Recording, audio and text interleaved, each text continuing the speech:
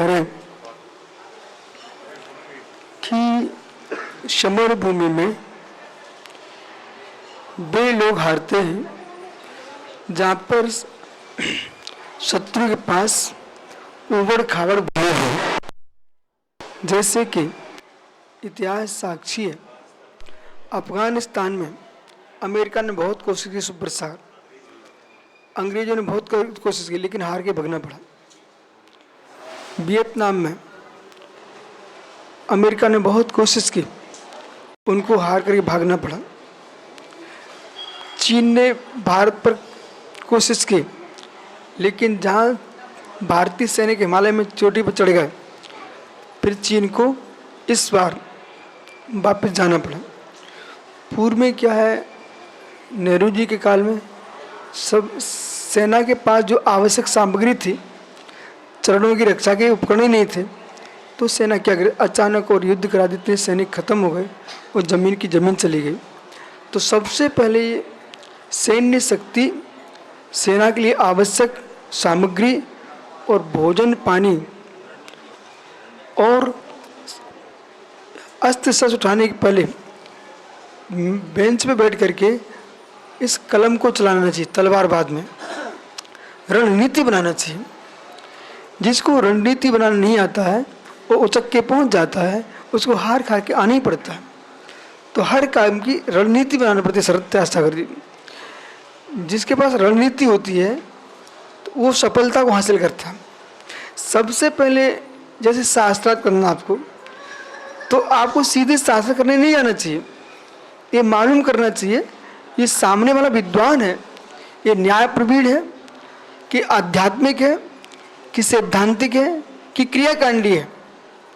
जिसको न्याय का ज्ञान नहीं है, हेतु का ज्ञान नहीं है, न्याय का प्रमाण का बोध नहीं है, निक्षेप का ज्ञान नहीं है, वो व्यक्ति हार के ही आएगा। सुपर के सिद्धांतों का ज्ञान होना चाहिए। न्याय के लिए न्याय नहीं किया जाता है, न्याय के लिए न्यायालय भी नहीं बनते। समझ में आ रहा मैं क्या बोल रहा हूँ? न्याय के लिए तो न्यायालय भी नहीं बनते। कहीं कोई अन्याय हो चुका होता है, कोई घटना तो घटना चाहिए, उसका न्याय कराने जाएंगे। ऐसे युद्ध के लिए थोड़ी करना पड़ते। आपको आप मीमांसा में प्रवेश कर जाइए, अष्ट सिद्धि में प्रवेश कर जाइए। युद्ध के लिए युद्ध होते ही नहीं है, हर वस्तु का बाह्यार्थ होता है। इन्होंने दो वैद्यों का सम्मान किया, ठीक है। ये वैद्यों के बारे में प्राचीन शास्त्र में लिखा हुआ है, इनका बहुत सम्मान होना चाहिए। तो क्यों किया, इसका बाह्यार्थ खोजिए। इनके नियोग से अनेक भव्य जीवों के निरोगता की प्राप्ति हो। साधु संत निर्मल रहेंगे, निरोग रहेंगे, देश के साथ ग्रस्त निरोग रहेंगे तो देश स्वस्थ रहेगा। वो स्वस्थ रहेंगे तो बुद्धि स्वस्थ रहेगी, वो स्वस्थ बुद्धि रहेगी तो विकास होगा। सबसे पहले बुद्धि के स्वास्थ्य पर ध्यान रखना चाहिए। कभी कभी लोग शरीर के स्वास्थ्य के पीछे बौद्धिक स्वास्थ्य भूल जाते हैं, वो ऐसी औषधि खा बैठते हैं कि शरीर तो ठीक हो जाता है लेकिन मस्तिष्क खराब हो जाता है। बोलो सुब्रत सागर, कई महाराज के साथ ऐसा हुआ है, आप जानते हो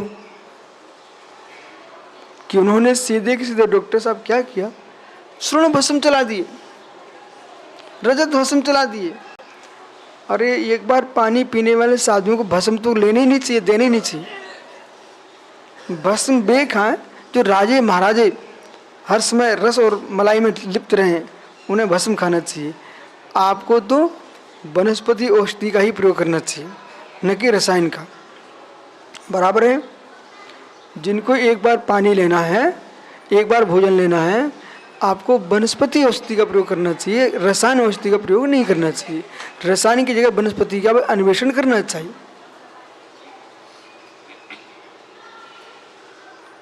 और प्रत्येक, जैसे प्रशासन को मालूम रहता कहाँ के डाकू ने क्या किया होगा, कहाँ की चोरी हुई, वो चाहे तो तुरंत। भगवान चंद्रपुर स्वामी के प्रभु अपने जैन साहब थे डीएम, तुरंत भगवान मिल गए, ठीक है। तो ऐसे वैद्य को पता रहता है उसको ये तक पता रहता तुमने क्या किया होगा। नाड़ी पे हाथ रखती ज्योतिष का ज्ञान हो जाता है। तो उन्हें मालूम है किस वस्तु की कौन सी औषधि है। तब वैद्य भी ज्ञानी जीव है, उन्हें यह भी मालूम है कि जैसे व्यापारी है 10 प्रकार की साड़ी रखे, वो देखता चेहरा कि खरीदने वाला पैसे वाला है कि गरीब है, बोलो। तो पहले उस सब ऐसे ही वैद्य को पता रहता है। सो हम जो ना गो भस्म खिलाएं कि स्वर्ण भस्म खिलाएं, वैद्य को पता रहता है ये पैसे वाला आदमी है, इसको तो और अच्छी दवाई देना चाहिए। लेकिन वैद्य को यह भी मालूम रहता है कि जड़ी बूटियों के माध्यम से भी काम चल जाता है, ठीक है। और कुछ ऐसे वैद्य को यह भी पता रहता है कोई दवाई भी मत खिलाओ, मत दबा दो, तब भी ठीक हो जाता है। दवाई मत, थोड़ी बातें कर दो, हाँ, शब्दों के माध्यम से उसको इतना संतुलन बिठा दो, इतनी आत्मीयता दे दो, वो अपने आप ठीक हो जाएगा। सबसे सुंदर दवाई औषधि है शब्द। ये लोग मुस्कुरा के आते वैद्य लोग, जिससे लोग ही मुस्कुराए, वो यही रोके आ जाएंगे तो पहले ही मर जाएगा,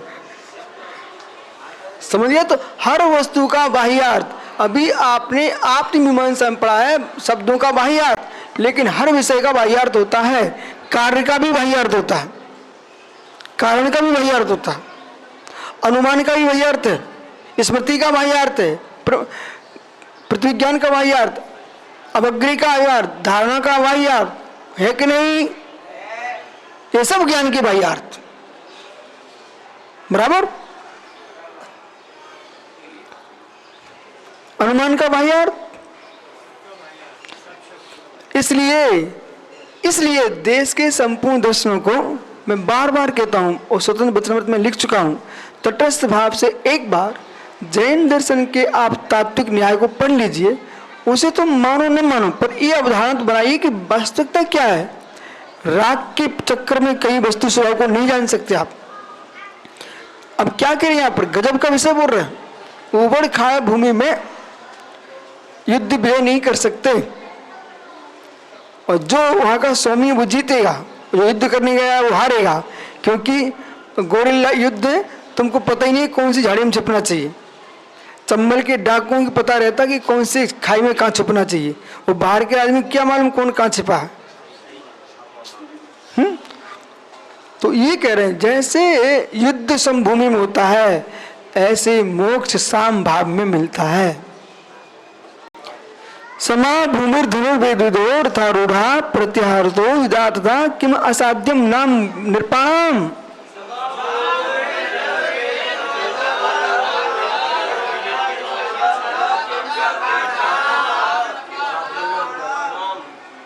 समा भूमिर, जब समतल भूमि देखता है, जैसे आपको मालूम समतल भूमि की देश में प्रसिद्ध समतल भूमि गंगा के मैदान, कुरुक्षेत्र क्यों चुना गया?